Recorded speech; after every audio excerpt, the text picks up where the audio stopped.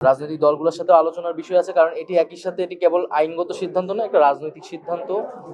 তবে ব্যক্তিগত জায়গা থেকে আমি বা ছাত্রদের পক্ষ থেকে ছাত্ররা বলেছে যে আমরা মনে করি যে আওয়ামী লীগ 15 বছর যে ফ্যাসিজম করেছে, জুলাই যে ধরনের গণহত্যা সংঘটিত হয়েছে, তারপরে আওয়ামী লীগের রাজনীতি করার আসলে অধিকার নাই। আওয়ামী লীগ নামে, আওয়ামী লীগ ব্যানারে আসলে রাজনীতি করার সুযোগ বাংলাদেশে থাকা উচিত না বলে আমরা মনে করি।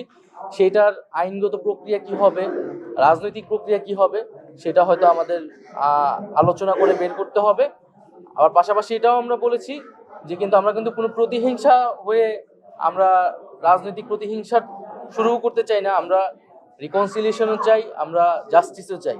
ফলে যারা সন্ত্রাসী কার্যক্রমের সাথে জড়িত ছিল না, যারা করাপশনের সাথে জড়িত ছিল না, এরকম যারা সমর্থক গোষ্ঠী আছে, নেতাকর্মী আছে, তারা সাধারণ ক্ষমা পেতে পারে। তাদেরকে সমাজে একটা রিকনসিলিয়েশনের ব্যবস্থা থাকতে হবে, নাহলে সমাজকে আমরা বিভাজিত অবস্থায় রাখতে পারি না।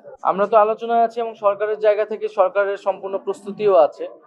এখন এটা রাজনৈতিক দল বিএনপি এখানে দেরি করতেছে বা তারা একটা সময় চাচ্ছে, তো আমরা সেই সময়টাও তাদেরকে দিয়েছি।